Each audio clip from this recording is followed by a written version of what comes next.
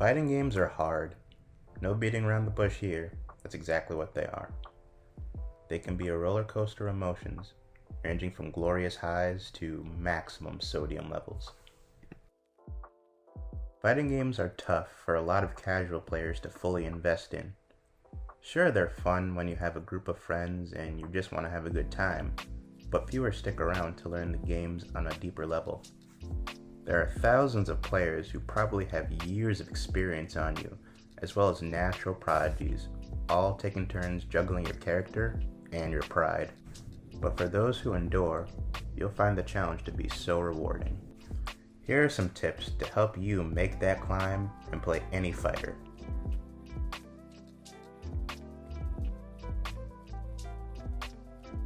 It's tempting to go into a game, pick a character, and try to learn everything about them, such as combos and special abilities. But this is learning to run before crawling. The basics of any fighting game are crucial to learning any character, as well as to counter your opponents. For example, movement is one of the most crucial mechanics in Tekken, as it can help you avoid attacks in order to whiff punish. Blocking is also vital to keeping your character alive. Mixing fundamentals with character knowledge is what makes you at least competent, though there is another layer to it.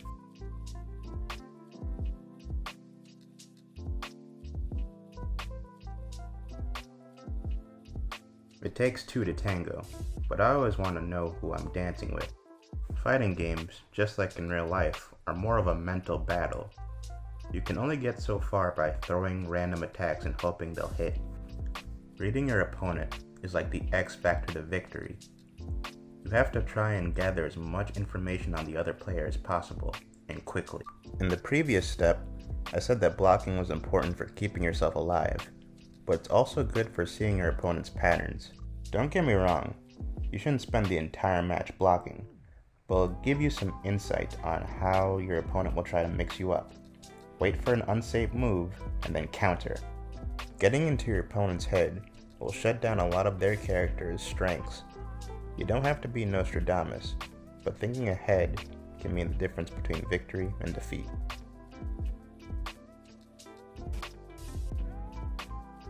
You can't get good unless you practice.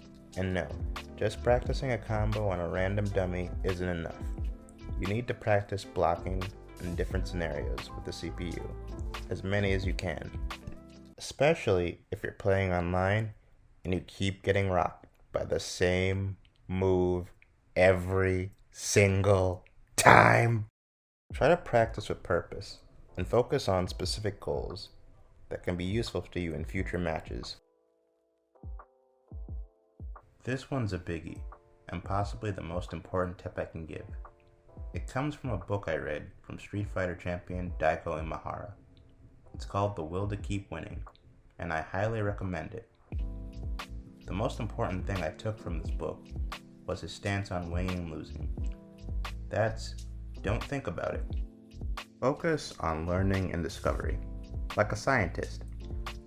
Winning feels great, but it's not a sustainable motivation, and losing will always sting, at least a little, but it's nothing to be ashamed of. It's simply data for you to absorb and play better. To use anime as an analogy, think of Goku and Vegeta from the Dragon Ball franchise.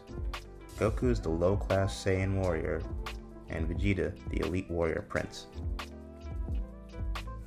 It's the age-old conflict of hard work versus natural talent. Goku is born from nothing and is low class, but his goal is to simply push himself to be the strongest he can be. Vegeta is an elite from birth and feels that as his birthright, he is to be the strongest in the universe.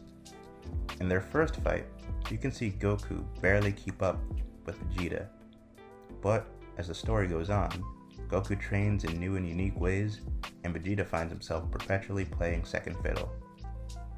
What's to take away from this? Be like Goku. Train for the love of it, and not for some high rank. Hell, there are plenty of players at the top who boost/rage quit and don't deserve their rank in the first place. Not that being Vegeta is bad, since you can spend your days training and being supported by your rich genius wife. Pick your battles. Try to meet new people in the fighting game community you're interested in, whether that be a random player of the same rank as you, or a dedicated community service like a Discord or Reddit.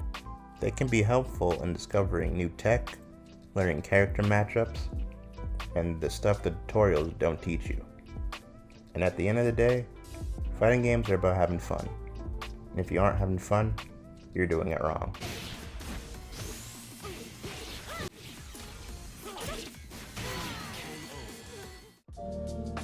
Thanks for watching this video.